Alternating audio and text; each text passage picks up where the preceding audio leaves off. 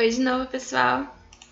Agora nós vamos começar a abordar redação.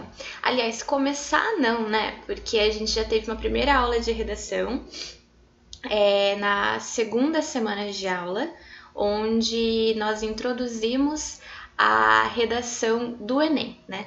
Falamos um pouco sobre a estrutura, sobre a proposta de redação e sobre a avaliação da redação.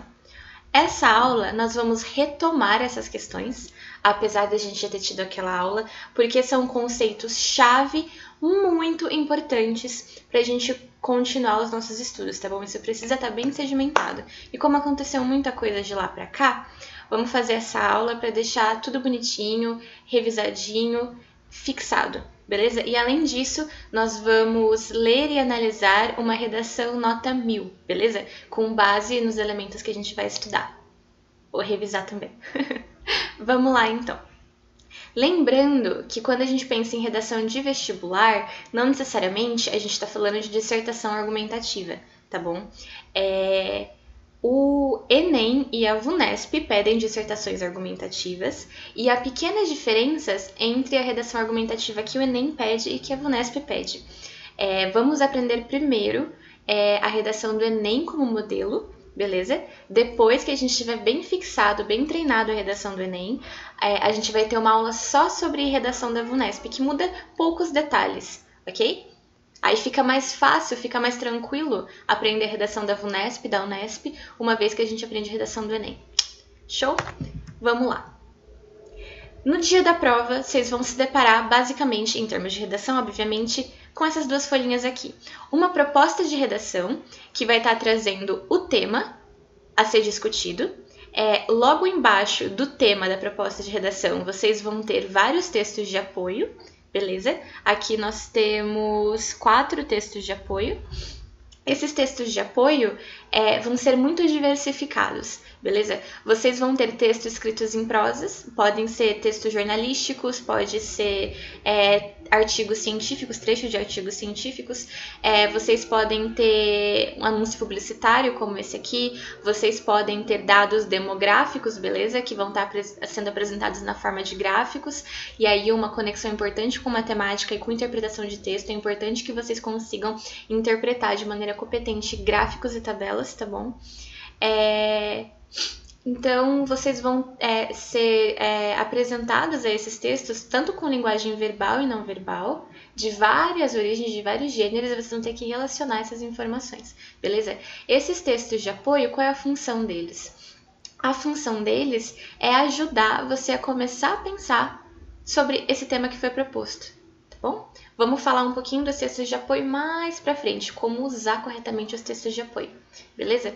Mas basicamente vai ser essa folhinha da proposta de redação e essa folhinha aqui, ó, para quem nunca fez, para quem já fez deve estar lembrando, que vai ser a sua folha de redação. Você vai ter uma de rascunho e uma onde você vai ter que passar a limpo, tá bom? As linhas vão estar devidamente numeradas, são 30 linhas no máximo. Você não pode, em hipótese alguma, escrever fora dessas linhas, tá bom? Isso é critério para anulação da sua prova. Você tem que escrever 30 linhas, ok? E aqui você coloca seu nome e seus dados pessoais. Agora vamos ao que interessa. Vamos retomar a estrutura da redação da dissertação argumentativa. Ela é dividida basicamente em 3 partes: a introdução, o desenvolvimento e a conclusão. A introdução, isso aqui vamos fingir que é a nossa folhinha, tá bom? A nossa folhinha de redação. Nós temos aqui a introdução, o desenvolvimento, que é a maior parte do texto, e a conclusão. Pensando em aspectos gerais, a introdução ela tem que ter de 3 a 7 linhas. Por quê? Porque é o começo, entendeu? A introdução, nela tem que haver a sua contextualização e a sua tese. O que são essas coisas na prática? A contextualização é quando você começa a abordar o tema, você introduz o tema. Você fala sobre o que você está falando, onde você está falando, beleza? Vamos ver o exemplo quando a gente lê a redação. Mas contextualização é isso, é a iniciação ao tema, ok?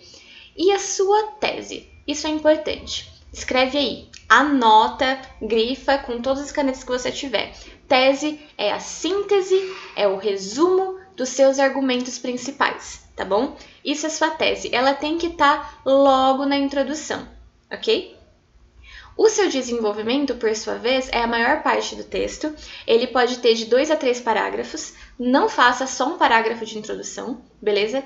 E também não faça mais que 3. Primeiro, porque não tem espaço físico para você fazer mais que 3 parágrafos, tá bom? Então, faça de 2 a 3. Nesse desenvolvimento, você tem que desenvolver a sua tese com argumentos. E aí você pensa nos textos que você leu de apoio, você pensa no que você estudou em história, em filosofia, em sociologia, na sua vivência, beleza? Enquanto sujeito, enquanto indivíduo, inserido na sociedade. Você relaciona esses argumentos e desenvolve a conclusão e escreve eles, né? E na sua conclusão, que é a última parte do seu texto, ela é um pouco maior que a introdução, tá bom? Pode ter aí de 4 a 10 linhas. Você tem que finalizar as suas ideias, e isso aqui é muito importante. Escrever a sua proposta de intervenção. A proposta de intervenção é algo muito importante, tá bom? Vale muitos pontos. E a sua proposta de intervenção é o seguinte: você se deparou aqui com um problema. Olha, por exemplo, aqui na redação de 2015. A persistência da violência contra a mulher na sociedade brasileira. Isso é um problema, né? A persistência da violência contra a mulher. Aqui você vai falar sobre a persistência, né? Dissertar sobre a persistência da violência contra a mulher na sociedade brasileira. E na sua conclusão, você tem que escrever uma proposta de intervenção. Que o que é? São sugestões de medidas que podem ser adotadas para resolver esse problema que apareceu enquanto tema, no caso, a persistência da violência contra a mulher na sociedade brasileira, beleza? Isso é sua proposta de intervenção, medidas que podem ser tomadas para resolver o problema. Como resolver o problema? Esse como resolver o problema é a proposta de intervenção, tá bom? E como ela vale muito ponto, ela vale 1/5 da sua nota. Uma proposta de intervenção bem estruturada vale 200 pontos de uma redação de 1000. Ela precisa estar completa, ela precisa estar bem estruturada. E o que é uma proposta de intervenção bem estruturada? É uma proposta de intervenção que responde as perguntas o que, quem e como. Então, se a gente está pensando em medidas para resolver a questão da persistência da violência contra a mulher, eu tenho que pensar o que vai ser feito para resolver esse problema? E quem vai fazer? É o Estado? Mas é o Estado como? É o governo federal? É o governo estadual? É o governo municipal? É a iniciativa privada? E como isso vai ser feito? Vai ser através de criação de políticas públicas? De propaganda de conscientização? Como que a gente vai fazer isso? O que vai ser feito? Quem vai fazer? E como isso vai ser implementado? Beleza? Uma proposta de intervenção é uma proposta que aborda essas questões. Beleza? Isso aqui é o esqueletozinho da sua dissertação argumentativa. Esse esquema, pessoal, esse slide precisa estar no coração de vocês, tá bom? Quando vocês forem fazer a redação para o Enem, para a Unesp também, beleza? Introdução, desenvolvimento e conclusão, desse jeitinho aqui, introdução mais ou menos com esse tamanho, 2 parágrafos de desenvolvimento e conclusão. Vocês precisam ter compreendido isso de trás para frente, porque é o básico do básico em termos de estrutura para pensar a dissertação argumentativa, tá bom? Em termos de título, isso gera algumas dúvidas, né? Na dissertação do Enem, o título é opcional, tá bom? Ele não é obrigatório, você pode colocar e você pode não colocar. A questão é que se você colocar, primeiro, vai ser descontado o número de linhas. Então aqui, você tem 30 linhas para escrever. Aí você coloca o título em uma, pula uma linha e começa a escrever, você perdeu 2 linhas para desenvolver o seu texto, tá bom? Se você escrever bastante, isso pode ser um problema. Se você não escrever tanto assim, não vai ser um problema. Mas, outra coisa, se você escrever o seu título, ele não vai acrescentar sua nota nem para cima nem para baixo, beleza? Não vão descontar se você fizer um título ruim e não vão adicionar pontos se você fizer um título inútil. Então tá ali de enfeite, basicamente. Não é opcional. Você pode colocar se quiser, mas não vai repercutir em termos de pontos para você. Agora, com essa estrutura aqui na cabeça, beleza? E tendo em mente que a gente tem todos esses textos de apoio dentro dessa proposta, vamos ver em termos gerais, a gente vai ter uma aula só para estudar a avaliação da nota, tá bom? De entender como a redação é pontuada, mas em termos gerais, vamos entender como que você vai ser pontuado na sua redação. Aqui tem uma tabelinha de 5 competências que você tem que ter conseguido desenvolver ao longo da sua redação, beleza? 5 competências, cada uma dessa competência totaliza 200 pontos, beleza? Então, gabaritou todas as competências, foi excelente em todas as 5 competências, você tira 1000 na sua redação, tá bom? A primeira competência é demonstrar domínio da modalidade escrita formal da língua portuguesa, ou seja, conseguir estar apto, né, a escrever de acordo com a norma padrão da língua portuguesa, né, com a variedade de prestígio da língua portuguesa, sem cometer muitos desvios. Aqui, a gente pode fazer uma observação interessante aqui. Se você cometer 1 ou 2 errinhos, seja de vírgula, seja de acentuação, de escrita errada, você não tem pontos descontados, tá bom? Eles relevam, assim, quantidade pequena de erros simples. Agora, se você fizer, assim, 3, 4, 5 erros, aí já começa a descontar ponto, beleza? Erros não, né? Desvios da norma culta da língua portuguesa. A segunda competência, vamos ler?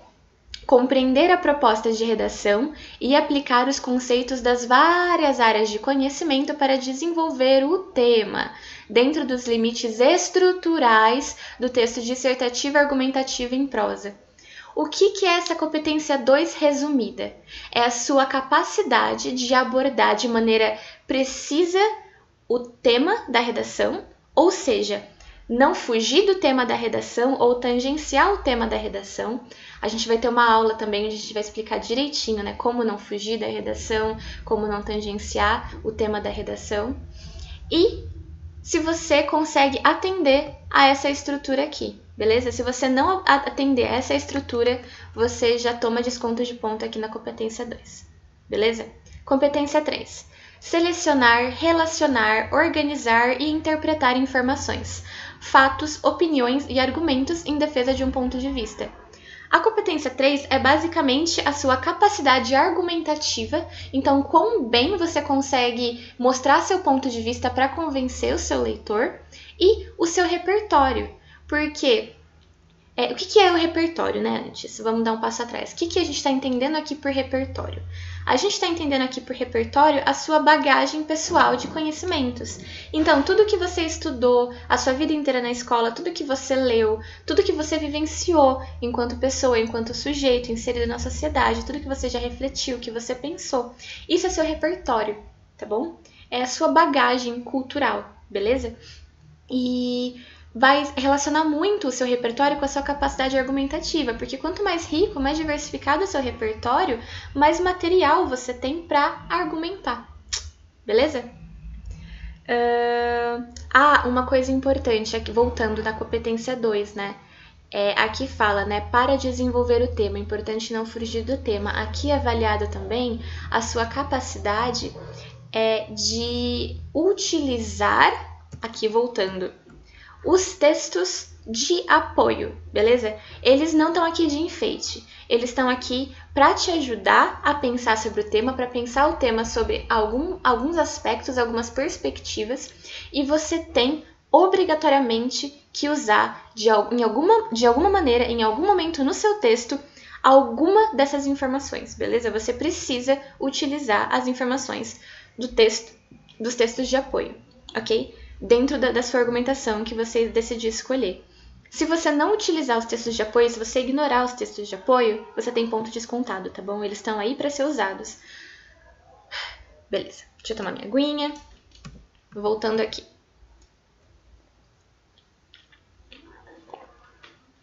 Competência 4. Demonstrar conhecimento dos mecanismos linguísticos necessários para a construção da argumentação. O que a gente avalia, o que é avaliado aqui nessa competência 4? Basicamente, está aqui escrito, né? Mecanismos linguísticos. O que é isso? É a sua coesão e a sua coerência, o quão bem você consegue expor e relacionar suas ideias. E algo muito importante em termos de mecanismo linguístico, para que você consiga fazer isso de maneira competente, são as conjunções. Muito, muito importante as conjunções. Agora vamos fazer um paralelo aqui com a aula de gramática, beleza? Ó, isso aqui é o que a gente vê em gramática. Deixa eu dar um zoom aqui. Não vai me deixar dar zoom? Tudo bem. Ó, gramática, dentro de gramática, mais pra frente, a gente vai estudar morfologia. Dentro de morfologia, nós estudamos, além da estrutura das palavras, as classes de palavras. O que são as classes de palavras? Todas as palavras que existem, né, na língua portuguesa, a gente pode encaixar elas em caixinhas, né, classificar em determinadas classes, né, nessas caixinhas. Por exemplo, classificar as palavras enquanto substantivo, enquanto adjetivo, enquanto verbo, enquanto numeral, enquanto pronome, enquanto preposição, enquanto conjunção. A conjunção é uma classe de palavra, é um tipo de palavra que a gente estuda em morfologia, beleza? Aqui. Conjunções. Aqui tem uma tabelinha das conjunções mais comuns, beleza? Quando você pensar em conjunção, pense em colinha. Cola, cola. Conjunções são palavrinhas cola, que vão juntar determinados termos ou juntar determinadas frases de orações, e vai ser uma colinha que vai estabelecer uma relação de sentido entre esses termos, essas palavras, e essas frases, essas orações. Por exemplo, nós temos aqui as conjunções aditivas, por exemplo. Aqui, eu gosto de chocolate e de vegetais, mas também de vegetais, além de vegetais. Temos também as conjunções adversativas, que vão expressar oposição de ideia. Por exemplo, eu gosto de doces, mas eu não gosto de chocolate. Eu gosto de doces, no entanto, eu não gosto de chocolate. Conjunções alternativas, que vão estar expressando alternância, né? Ora uma coisa, ora outra. Então, ora eu gosto de sorvete de morango, ora eu gosto de sorvete de uva. Tem vezes que eu gosto de sorvete de morango, tem vezes que eu gosto de sorvete de uva. Conjunções conclusivas, essas aqui prestem especial atenção, beleza? Conjunções conclusivas vão estar expressando conclusão. Por exemplo, portanto, então, logo, pois, são conjunções muito importantes para a redação. Vocês já vão ver por quê. Olha aqui o exemplo. Farei todos os exercícios, logo terei bom desempenho. Eu estudei para a prova, portanto, eu tirei uma boa nota. Está estabelecendo uma relação de conclusão entre as duas coisas. E explicativas, né, que você usa para explicar determinado termo, determinada frase. Eu faltei a aula porque eu estava doente. Esse porquê aqui vai ser uma conjunção explicativa. Tem muita coisa dentro de conjunção para estudar, tudo isso aqui a gente vai ver na aula de morfologia mais detalhadamente, mas para a aula de redação é isso que a gente precisa ter em mente, tá bom? Que as conjunções são colinhas, tá bom? Que expressam relação de sentido entre as frases e que vão contribuir para a coesão e para a coerência do seu texto. Show? Onde estávamos? Estávamos aqui. Competência 5, vamos lá? A última, deixa eu carregar aqui. Competência 5. Elaborar proposta de intervenção para o problema abordado que respeite os direitos humanos. Lembra que eu falei para vocês que a proposta de intervenção precisa estar bem detalhada porque ela vale muito ponto? Pois bem, a quinta competência, ou seja, 200 pontos da sua nota, é só a sua capacidade de elaborar uma boa proposta de intervenção, tá bom? Agora, vamos ao que interessa. Deixa eu ver quanto tempo a gente tem. A gente tem aí mais uns 15 minutinhos. Nós vamos ler a proposta de redação de 2015, para a gente ter uma noção de quais são esses textos de apoio, beleza? E vamos ler uma redação nota 1000, ok? Vamos lá. Lembrando, aqui a proposta de redação, beleza? Que a gente já viu. Essa foi de 2015. O tema é a persistência da violência contra a mulher na sociedade brasileira. Nós temos aqui 4 textos, beleza? Com textos verbais e textos não verbais também. Vamos ler o primeiro texto. Nos 30 anos decorridos entre 1980 e 2010, foram assassinadas no país acima de 92 mil mulheres, 43,7 mil só na última década. O número de mortes nesse período passou de 1.353 para 4.465, que representa um aumento de 230%, mais que triplicando o quantitativo de mulheres vítimas de assassinato no país. Terminou de ler um texto de apoio? Escreve do ladinho, em termos gerais, assim, em 3, 4 palavras, o que esse texto me falou. Beleza? Esse texto falou sobre o quê? Falou sobre o aumento de assassinatos de mulheres no país, beleza? Nesse período de tempo. Segundo texto, leitura de textos de apoio é uma parte muito importante, mas tem que ser rápida também, porque a gente tem pouco tempo. Aqui e no vestibular. Segundo texto, a gente tem um gráfico aqui. A gente sempre começa o gráfico vendo o tipo de violência... o título, né? O título é Tipo de Violência Relatada. Então, a gente tem aqui, né? As violências. Então, A, violência física, B, violência psicológica, C, violência moral, D, violência sexual, E, violência patrimonial, F, cárcere privado, G, tráfico de pessoas. Então, a gente tem uma distribuição dos tipos de violência relatada de acordo com a caracterização delas, né? Então, aqui a gente consegue ver o que esse gráfico diz pra gente. Diz que a violência física é a mais relatada. Logo em seguida, a violência psicológica, beleza? Mas lembrando que aqui a gente está falando das violências que foram relatadas, não necessariamente as que aconteceram, beleza? Porque existem as que acontecem, existem as que são relatadas, que é um número muito menor. Mas isso dá uma noção, né? Uma noção. Texto 3. Aqui, aparentemente, é um artigo publicitário, né? Um anúncio publicitário.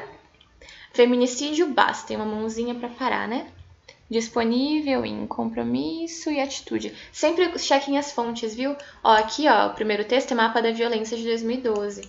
Aqui o segundo texto é a Secretaria de Políticas para as Mulheres do Brasil, em 2014. Sempre pesquisem as fontes, vejam as fontes. O quarto texto está falando pra gente sobre o impacto em números da violência contra a mulher, né? Então, vamos lá. Com base na Lei Maria da Penha, mais de 330 mil processos foram instaurados, apenas nos juizados e varas especializadas. Então, aqui, tá falando que apenas de todos os processos, né, que chegaram, apenas pouco mais de 30% foram julgados. Houve, né, 9.715 prisões em flagrante e pouco mais de 1.500 prisões preventivas decretadas. Aqui está dizendo que 58 mulheres e 2.777 homens foram enquadrados na Lei Maria da Penha. Aqui que houve 237 mil relatos de violência no Ligue 180, né, nesse número, e que 7 de cada 10 vítimas que telefonaram nesse número, né, no 180, afirmaram que foram agredidas, sofreram violência física pelos seus companheiros, ou psicológica, ou qualquer uma dessas agressões que a gente viu aqui em cima.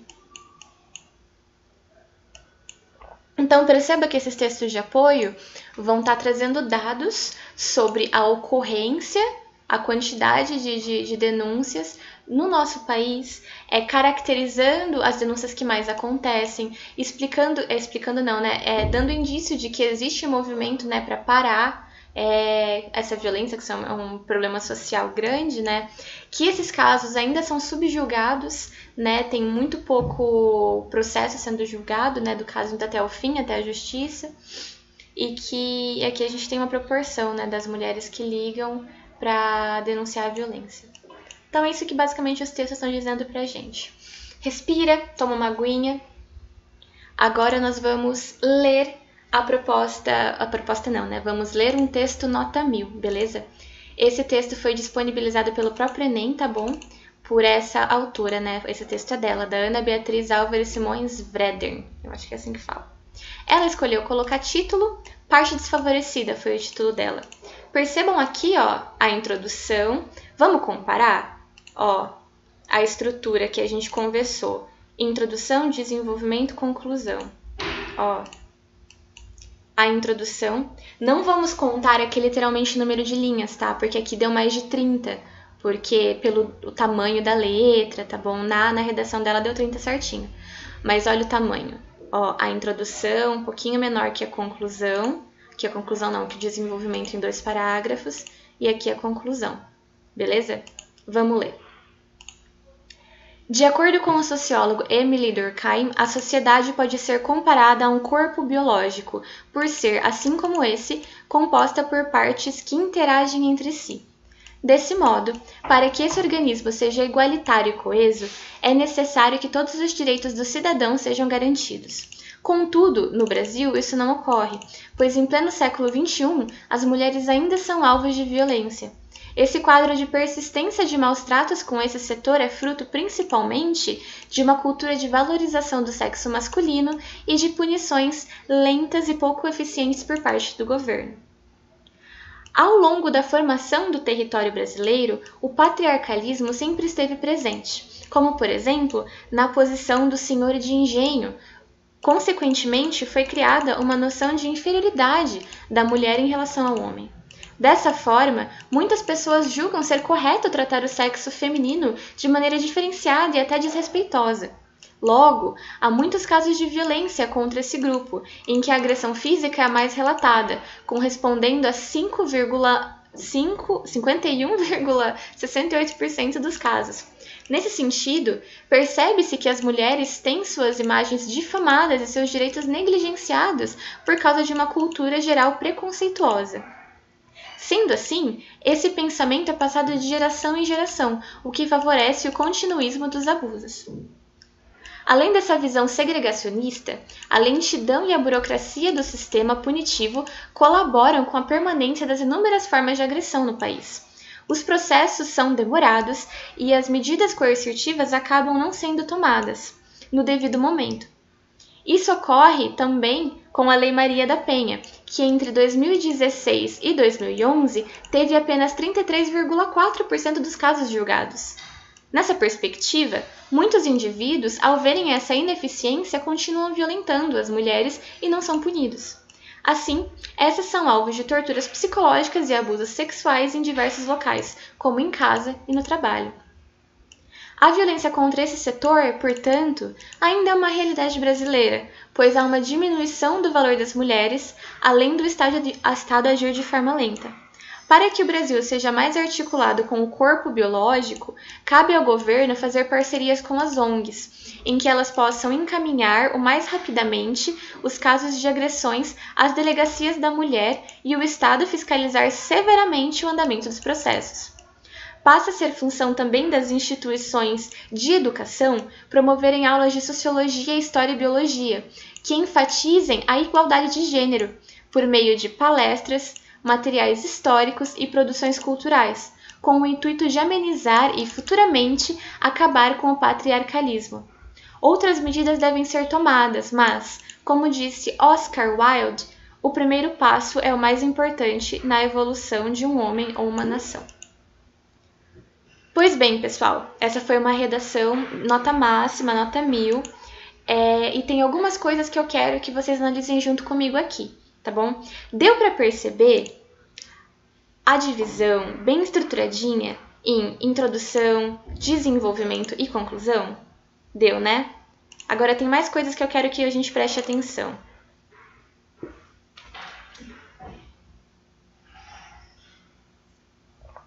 Eu quero que a gente preste atenção aqui nessa introdução.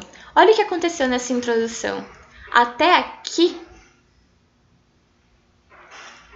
foi uma contextualização, né? Ela trouxe uma teoria da sociologia, não é que ela trouxe demonstrando o repertório dela, dizendo como ela estudou aquilo, né? Trouxe a bagagem própria dela. E daqui para cá começa a tese. Vamos ler a tese? Contudo, no Brasil, isso não ocorre, pois em pleno século XXI, as mulheres ainda são alvos de violência. Aqui, ou porque Ó, esse quadro de persistência de maus tratos com este setor é fruto, principalmente, de uma cultura de valorização do sexo masculino e de punições lentas e pouco eficientes por parte do governo. Esses são os termos centrais da tese da Ana. O que a Ana julgou que são as principais causas do problema da persistência da violência contra a mulher, tá bom? Lembra que eu conversei com vocês que a tese, ela tem que estar na introdução? Ela tá, não tá? Olha aqui. E ela tem que ser desenvolvida nos parágrafos seguintes no corpo do texto? Pois bem, olha o que acontece. Se precisar pausar, pausem. Eu não vou reler tudo de novo, porque senão vai tomar muito tempo. Mas olha só como é essa característica da tese dela, esse ponto da tese dela, que acontece por conta da cultura da valorização do sexo masculino. Pausem o vídeo, leiam esse parágrafo inteiro.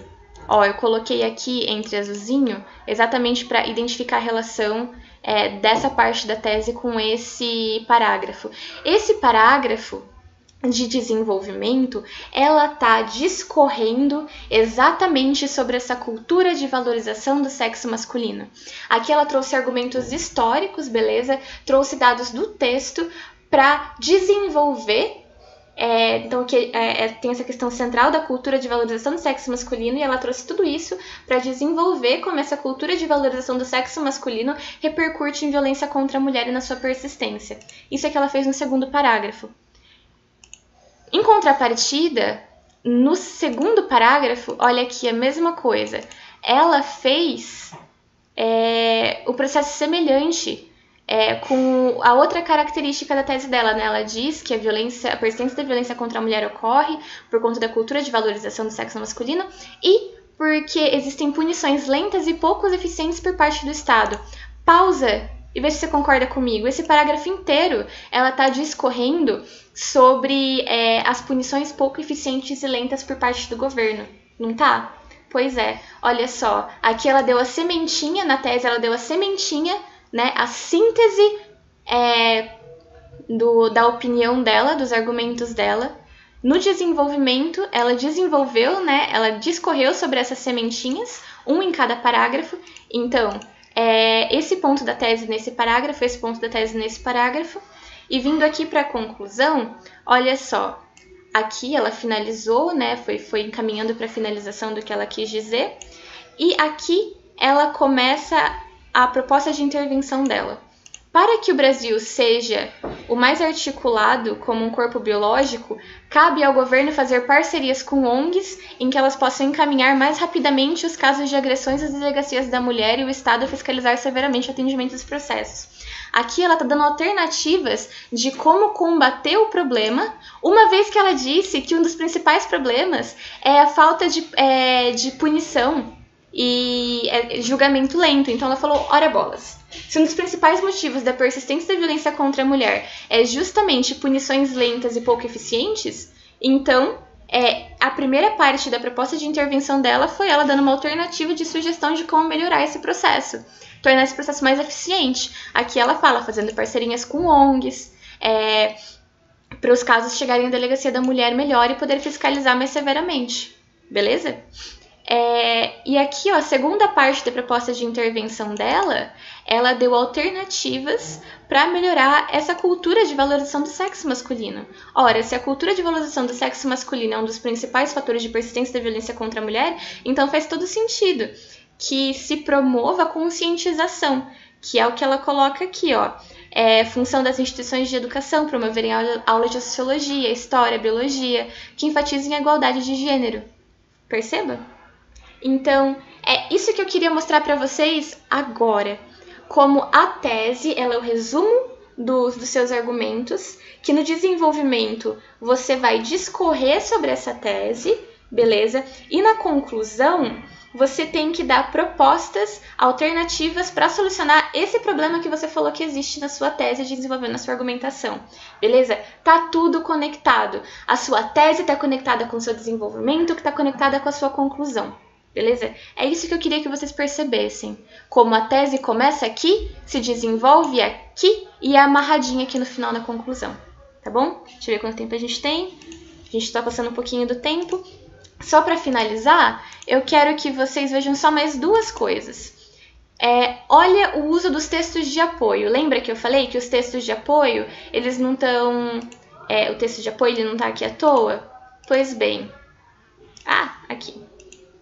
Tá em rosa. Pausa o vídeo e leia. Esses trechos que estão em rosa, eu não vou ler agora porque a gente está ficando sem tempo, eles foram tirados diretamente...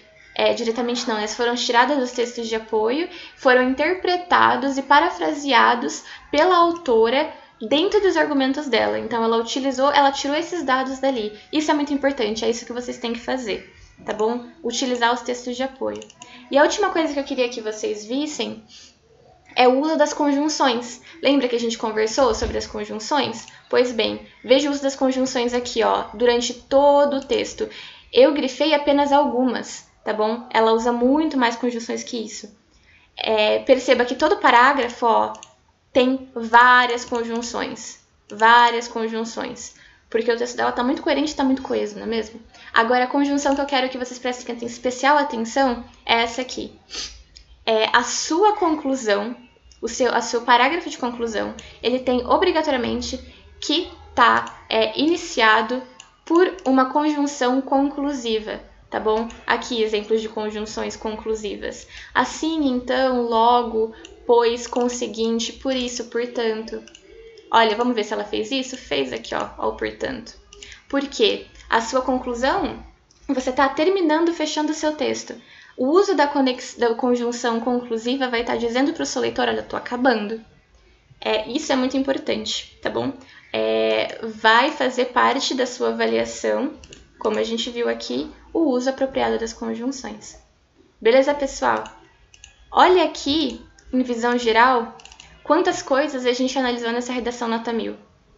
Olha só. Olha quantas coisas, o uso das conjunções, a divisão entre introdução, desenvolvimento e conclusão, o uso dos textos de apoio, a relação da tese com o desenvolvimento, com a conclusão.